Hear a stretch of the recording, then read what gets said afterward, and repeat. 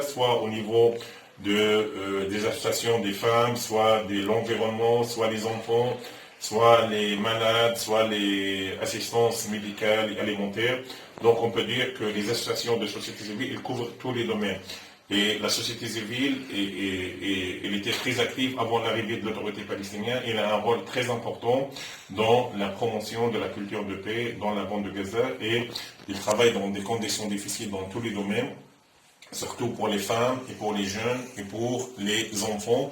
Et ce rôle est très important parce que c'est une société très active qui résiste malgré donc toutes les difficultés sur place. Donc la société civile est très active dans la bande de Gaza et surtout dans les domaines des femmes, des jeunes et des enfants. Donc ça montre que la société civile est très active et elle essaye de proposer donc des activités variées pour les jeunes, pour maintenir les gens. Et donc on peut dire que la société civile, il aide les jeunes palestiniens à rester attachés à leur terre, de ne pas partir, de ne pas émigrer, malgré et en début d'un contexte très particulier dans les territoires palestiniens en général et dans la bande de Gaza en particulier. Donc voilà en général le rôle de la société civile dans la bande de Gaza.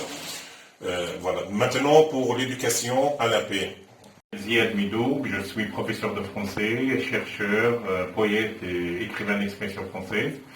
Et c'est intéressant cet atelier parce que d'une part, il y a la francophonie, il y a la paix. Et donc, comme elle a dit Gisèle, donc, on travaille tous pour la paix. Peut-être Gisèle, que je tiens à saluer, qu'elle m'a reçu en 2018 à La Rochelle pour une conférence très engagée pour les bonnes causes, pour la Palestine, pour le Liban et pour les bonnes causes partout dans le monde. Donc je salue sa présence, la présence de tout le monde, tous les collègues, de bienvenue. Donc j'aimerais bien préciser, peut-être Gisèle, elle a une vision plus ou moins pessimiste et je pense qu'elle a raison par rapport au contexte libanais, mais le contexte palestinien, il est un peu différent parce que la francophonie, elle est en plein essor, et surtout la francophonie, elle était très utile pour les Palestiniens, et surtout les Palestiniens francophones. Donc il a aidé les Palestiniens à avoir une ouverture. C'est pour cela, dans l'un de mes poèmes, j'ai écrit que le français c'est une langue de paix et une langue d'histoire. Et ça c'est une réalité parce que j'ai constaté moi personnellement,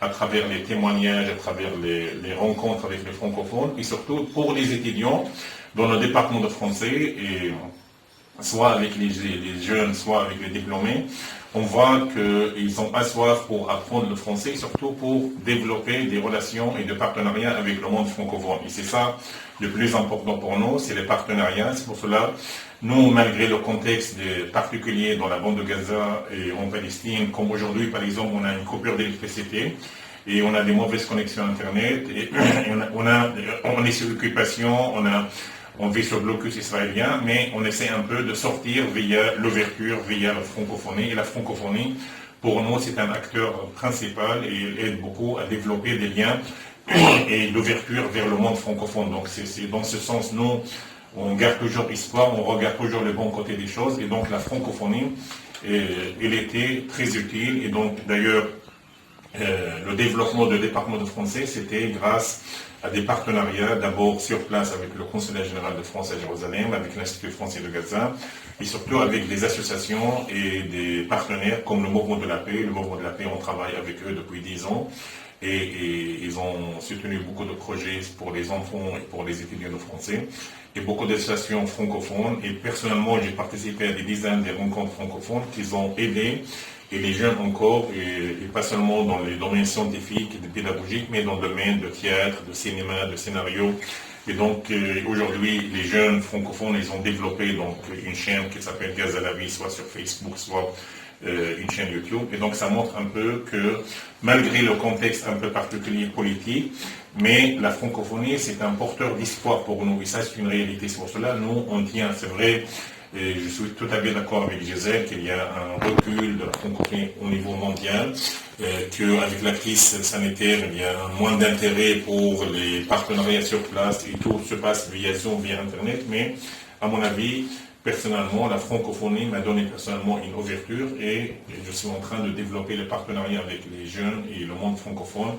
C'est un acteur principal pour nous pour sortir de l'isolement voulu par l'occupation parce que l'occupation d'une façon délibérée, il veut enfermer les Palestiniens. Les Palestiniens, grâce aux réseaux sociaux d'une part et grâce à des réseaux de partenariats comme la francophonie, donc ils peuvent sortir de leur isolement.